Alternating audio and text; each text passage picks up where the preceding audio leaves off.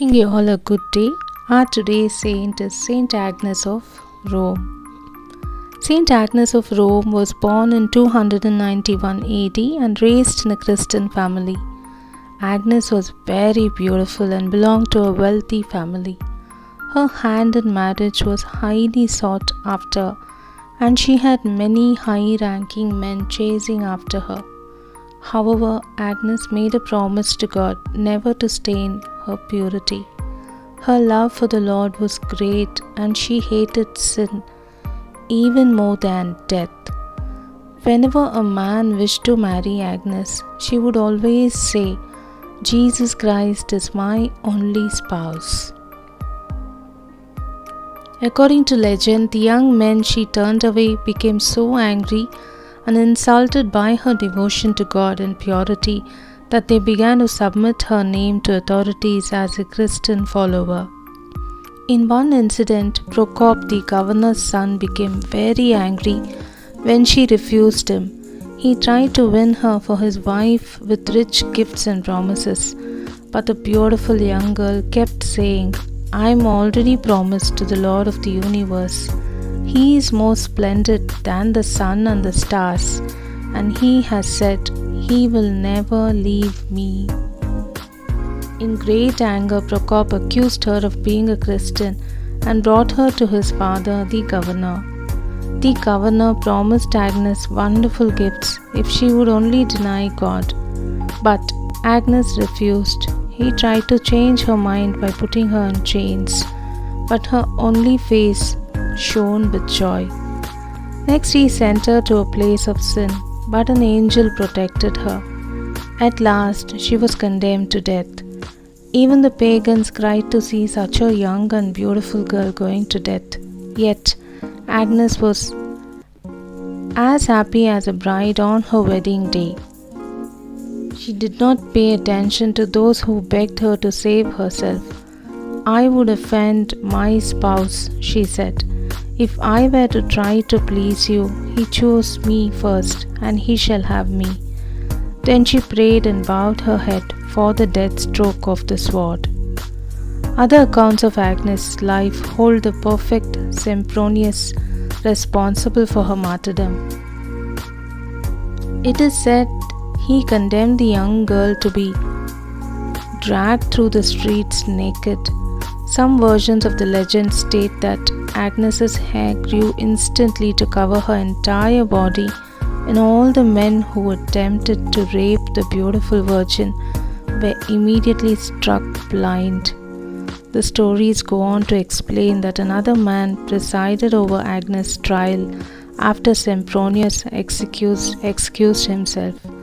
The new man sentenced Agnes to death. At first, Agnes was tied to a stake, but either the wood would not burn or the flames parted away from her. This prompted an officer to draw his sword and behead the girl. It is believed that her blood, which poured out to the stadium, was soaked up with clothes by Christians. She died a virgin martyr at the age of 12 or 13 on 21st January 304. Agnes was buried beside the Via Nomentana in Rome.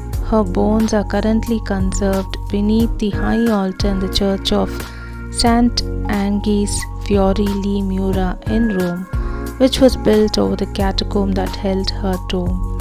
Her skull is preserved in the church of Sant Agnes in Agone in Rome's Piazza Navona. In 1858, Father Caspar Rail, an Austrian missionary, founded the congregation of Sisters of Saint Agnes. Saint Agnes is widely known as the patron saint of young girls. She is also the patron saint of chastity, rape survivors, and the children of Mary. She is often represented with a lamp, the symbol of a virgin innocence, and a palm branch like other martyrs. She is shown as a young girl in robes holding a palm branch with a lamp, either at her feet or in her arms. Saint Agnes is one of the most beloved of female saints. Saint Agnes is renowned for her virginity and for keeping her faith under torture. Saint Agnes is one of the only 7 women saints commemorated by name in the Holy Mass. The others are Felicitas, Perpetua, Agatha, Lucy, Cecilia, and Anastasia. Her feast day is celebrated on January 21st. On her feast day, it is customary for 2 lambs to be brought in to be blessed by the Pope.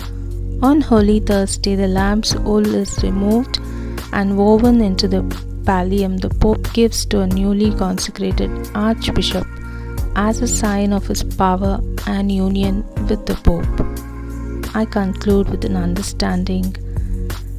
Strange it may seem that one so young and gentle should meet a cruel death without a word or sign of fear, but the secret of her strength is that it all came from God, and through him Agnes could do all things, as we too in our small way can bear any shame or suffering which comes to us for the sake of the same dear Lord Jesus Christ. Today we pray that we will choose the path of righteousness despite all our trials. Amen.